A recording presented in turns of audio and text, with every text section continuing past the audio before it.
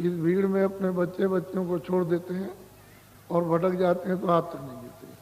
तो वो तो अपना घर है, उससे वहां से आए हो, एक ही रास्ता सबके आने का और एक ही रास्ता वापस जाने का। जब एक ही रास्ते से आए हो मनुष्य शरीर में, एक ही जगह पर सबको बैठा दिया।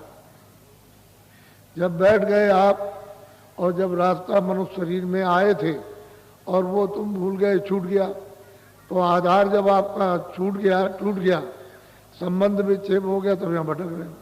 अब यहाँ क्या ढूंढ रहे हो? इंद्रियों के दरवाजों पर इंद्रियां इधर उधर बढ़ती हैं, देखने सुनने में, खाने में, इन सब चीज़ों में मन इनके दरवाजों में बैठ करके वही क्षणक रस लेता है, एक ठंडक। सोचता है कि भाई जब इतना जरा सा मिल गया तो आगे और मिल जाएगा, वहाँ गया उतने ही वहाँ तो आगे मिलेगा, तो उसकी इच्छा यानी उसी आनंद की है। पर यहाँ कहीं भी वो आनंद नहीं, वो सुख कहीं नहीं, वो अमृत यहाँ कहीं नहीं, वो शक्ति, सुंदरता और ज्ञान यहाँ कहीं नहीं। वो तो आपने अपने घर को, यही जीवात्मा जो मनुष्य मंदिर में बैठी है, ये इतनी सुंदर है कि इससे सुंदर कोई चीजें है ही नहीं। लेकिन अब उसका दृग दर्शन कैसे हो, साक्षात कैसे हो? तो जब तक कि वो महापुरुष, महान आत्माएं जगी हुई नहीं मिलेगी, जिन्होंने अपना साक्षात्कार किया और जिन्होंने उस परमात्मा का, जिन्होंने ब्रह्म का, जिन्होंने पार ब्रह्म का, जिन्होंने साक्षात और उस प्रभु का जिन्होंने साक्षात्कार किया है, तब तक आपको ना अपना बोझ हो सकता ना हो उनका किसी का होगा। तुमको क्या मालूम मृत लोग क्या है? तुम क्या जानो कि मतलब स्वर्ग वैकुंठ क्या? तुमको क्या पता है कि ब्रह्मांड क्या है? तुम्हें क्या मालूम है कि पार ब्रह्मांड क्या? यही भटक रहे हो गलीज में, कूड़े कचड़े, इसमें वासना, तरह तरह की भिन्न भिन्न प्रकार की अनंतों वासनाएं, और वो दूषित वासनाएं, उसमें मतलब है इधर से उधर, उधर से उधर। तो जब वासनाओं में घूम रहे हो और ओस को चाट रहे हो, तो आपको मतलब एक कब तृप्ति मिल सकती है? इंद्रियां क्या है? ये मतलब चाट नहीं है, ये बाहर ओस को मन दरवाजे पर बैठ करके बस उसको ऐसे करता है, उसमें रस नहीं, कुछ नहीं है, तो भागते हो आप। फिर सब चीज मिल जाए तुमको, एक पैसा भी 9,000 पति, लखपति, करोड़पति, एक भी झोपड़ी हो, मकान मिला, ये मिला, वो मिला, सब मिलेगा। कुछ भी ना हो तुमको, जिम्मेदारी मिल जाए, राज मिल जाए, वहां भी तुम देखो चारों तरफ घूमकर, कहीं कुछ नहीं। वास्तव में ये संसार जिसने बनाया और जो हमको मांग करके ले आया, ये अपूर्ण है और नाशवान है, परिवर्तनशील है। अब जो ले आया और मांग करके ले आया, तो उससे मांग के ले आया, तो मांग के ऐसे थोड़ी मिल जाएगा। उसके लिए कठोर तपस्या करनी। जब कठोर तपस्या करेगा तभी तो वो मालिक प्रसन्न होगा, और प्रसन्न होकर के कहेगा तुम क्या चाहते हो। तब फिर उसने मांगा कि ये जो ये जीवात्मा है, हम किसी तरह का राज चाहते हैं तो हमको दे दीजिए। यानी इस प्रसन्नता के एवज में आपका एक छोटा सा भंडार दिया गया और वहां से रास्ते से ले आए, रास्ते से ले आए, रास्ता दूसरा नहीं है, एक ही रास्ता आने का और एक ही वापस जाने का। न पहले था दो रास्ते, न आप आने का भी एक जाने का। अब जब तक वापस जाने का रास्ता नहीं मिलेगा तब तक आप अपने ऐसे यानी मतलब प्रकाशमान और स्वच्छ और पवित्र निर्मल देश में आप कैसे पहुंच सकते हैं? तो रामायण में गोस्वामी जी महाराज कहते हैं, हमारी बात तो छोड़ दीजिए आप, वो जो कहते हैं कि प्रकृति पार प्रभु और वासी, ब्रह्म निरीय विरज अपनासी, कहते हैं ताम वो कर कारण नहीं।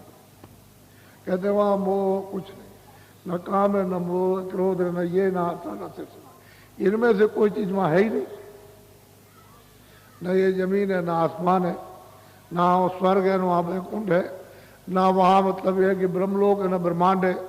कहते हैं वहां ये सब कुछ है ही नहीं। एक अनि अनामा, कहते हैं वो एक अनि अनाम है।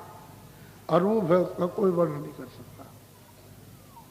ऐसा कितना लंबा चौड़ा है, कितना, उसकी क्या तारीफ होगी, कोई क्या कर सकता है, कितना लंबा चौड़ा। और उसको कहो कि मतलब यह है कि कितने संख हो, ये लंबाई चौड़ाई योजन की है, तो वो भी नहीं कहने में आता, वो तो बहुत बड़ा है, वो तो आता है, यानी वो तो ऐसा महासागर है कि उसकी कोई पैमाइशी नहीं हो सकती। तो अब यह है कि वो जो यहाँ जो कुछ भी उसने रचना जिसने किया, जो भेजा गया, वो तो एक बूंद है। ये सब पूरी त्रिलोकी एक बूंद की रचना है। तो आप तो मतलब बूंद को भी नहीं जान सकते हो, बाकी इसको क्या इसी को नहीं पहचान सकते, तो बूंद की बात तो बहुत दूर है। ये तो कूड़ा कचरा अंधकार है, अज्ञान है, यहाँ पर काम क्रोध लोभ मोह इसका छत्र है, राज है अखंड, इसी में फंसे पड़े हुए हो, और इस पाप और पुण्य में, बद और नेक में, इसमें कहाँ किसको सुख है, न बच्चे को है, न स्त्री को है, न पति न पत्नी को, न भाइयों को, न अड़ोस को, न पड़ोस को, न जाति को, न धर्म वाले को, न राज वाले, कुछ नहीं, सब ऐसे ही भटक रहे हैं ऐसे। तो आप अपना रास्ता छोड़ दिया और परदेश में आकर के जो आपको अधिकार दिया, जो ईश्वर को भी अधिकार नहीं, वो आपको दे दिया। उसने ये अधिकार दिया है कि देखो ये बुरा, ये अच्छा, तुम बुरा से बुरा करो, अच्छा से अच्छा, मेरी तरफ से कोई रोक टोक और आदेश नहीं। इतना अधिकार कलयुग में आपको दे दिया कि जो भी अच्छे बुरे काम करोगे अपना अपना भोगो, मेरी तरफ से कुछ नहीं, मैं इससे अलग हूं, तुमको स्वतंत्रता स्वाधीनता मृतलोक में कर्म करने की दी। तो आपको इतना अधिकार आपको मिला, और फिर आपने किसी महात्मा से, महापुरुष से नहीं पूछा कि भाई मुझे कौन से अच्छे और बुरे काम करना और कौन से नहीं करना। अगर आपने उसको समझ लिया होता तो ये बुरे काम क्यों करते आप, क्यों आप गंदगी में पड़ते, तब तो आपको रास्ते ही मिल जाता और जीवात्मा को वापस कर देते।